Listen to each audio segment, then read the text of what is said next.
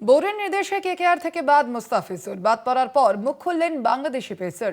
বাদ পড়লে আর কি বা করার আছে বলে তার মন্তব্য। ইতিমধ্যে আপনারা জানেন মুস্তাফিজুরকে বাদ দেওয়া হয়েছে বিসিসিআই এর তরফ থেকে। ইতিমধ্যে কালকেই জানানো হয়েছিল, আমরা দেখেছিলাম যে এরপর আইপিএল খেলতে পারবেন না মুস্তাফিজুর। তার পরবর্তীতে এবার তার প্রতিক্রিয়া সামনে এলো। আর বিস্তারিত জানবো এই সম্পর্কে ফোন লাইনে রয়েছেন ডিজিটাল হেড অর্পণ ঘোষ। অর্পণ দা, কি জানতে পারা যাচ্ছে এই বিষয়ে? মুস্তাফিজুরের কি প্রতিক্রিয়া? দেখো স্বর্ণালী, গতকালই ভারতীয় বোর্ড সিদ্ধান্ত নিয়েছে এবং কেকেআর কে পরিষ্কারভাবে জানিয়ে দিয়েছিল যে মুস্তাফিজুর রহমানকে দলে রাখা যাবে না, তাকে বাদ দিয়েই বাকি দল সাজাতে হবে। এবং 25 জন যে ক্রিকেটার থাকার কথা তার মধ্যে মুস্তাফিজুরকে বাদ দিলে 24 জন ক্রিকেটার হবে এবং যে কোনো ভাবে একজন যে ক্রিকেটার রয়েছে তারা ওই 9,20,00,000 টাকায়, যে টাকা দিয়ে মুস্তাফিজুরকে কেনা হয়েছিল সেই টাকার মধ্যেই অন্য কোনো ক্রিকেটারকে তারা কিনে নিতে পারে। এরপরেই কিন্তু বাংলাদেশে তীব্র প্রতিক্রিয়া শুরু হয় এবং বাংলাদেশ থেকে পরিষ্কারভাবে জানিয়ে দেওয়া হয় যে আদৌ তারা আইপিএল দেখবে কিনা এবং আদৌ তারা টি-20 বিশ্বকাপে ভারতে খেলবে কিনা সে বিষয়ে কিন্তু প্রবল জল্পনা শুরু হয়। অবশেষে বাংলাদেশের ক্রিকেট যে ওয়েবসাইট রয়েছে সেখানে মুস্তাফিজুর রহমান একটি প্রতিক্রিয়া দেন এবং এক লাইনে প্রতিক্রিয়া যথেষ্ট তাৎপর্যপূর্ণ। সেখানে তিনি লেখেন যে বাদ পড়লে আর কি বা করার আছে, অর্থাৎ পুরোটাই তিনি বোর্ডের ওপর ছেড়ে দিয়েছেন। এবার এখানে যে প্রশ্নটা উঠছে যে বোর্ড সভাপতি তিনি জানিয়েছেন যে 2026 বিশ্বকাপ ভারতে খেলা হবে ঠিকই, এটা আইসিসি টুর্নামেন্ট, তবে ভারত আয়োজক দেশ, তাদের যদি কোনো বক্তব্য থাকে তারা সরাসরি আইসিসির সঙ্গে কথা বলবে। যদিও কি কথা বলবে সে বিষয়ে এখনো পর্যন্ত কোনো রকম কোনো প্রতিক্রিয়া তাদের থেকে পাওয়া যায়নি।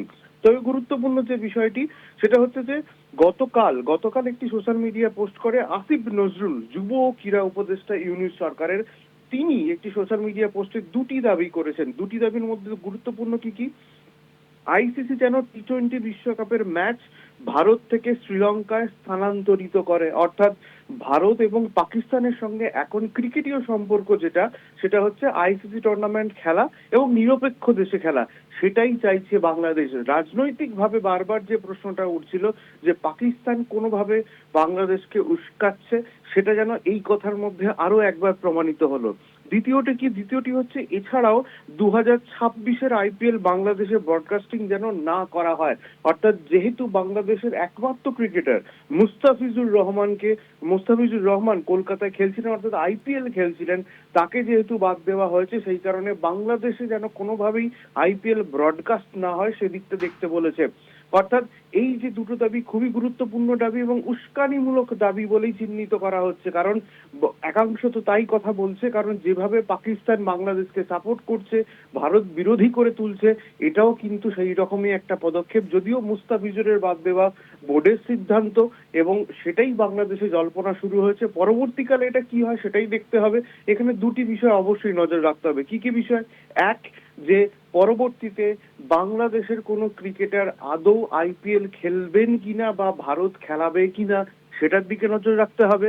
2 নম্বর হচ্ছে যে 2026 বিশ্বকাপ ভারতে হচ্ছে, সেখানে বাংলাদেশ ইডেন গার্ডেন্সে বেশ কয়েকটি ম্যাচ রয়েছে, সেটা খেলে কিনা নাকি নিরপেক্ষ ভেন্যুর দাবি করে সেদিকটা মাথায় রাখতে হবে। পুরোটাই কিন্তু ডিপেন্ড করছে বাংলাদেশ বোর্ডের যেমন সিদ্ধান্ত হতে পারে, তারা অ্যাপিল করতে পারে, পুরোপুরি সিদ্ধান্ত নেবে বিসিসিআই এবং আইসিসি, সেদিকেই আমাদের পরবর্তী নজর থাকবে। স্বর্ণালী, ধন্যবাদ অর্পণ দা।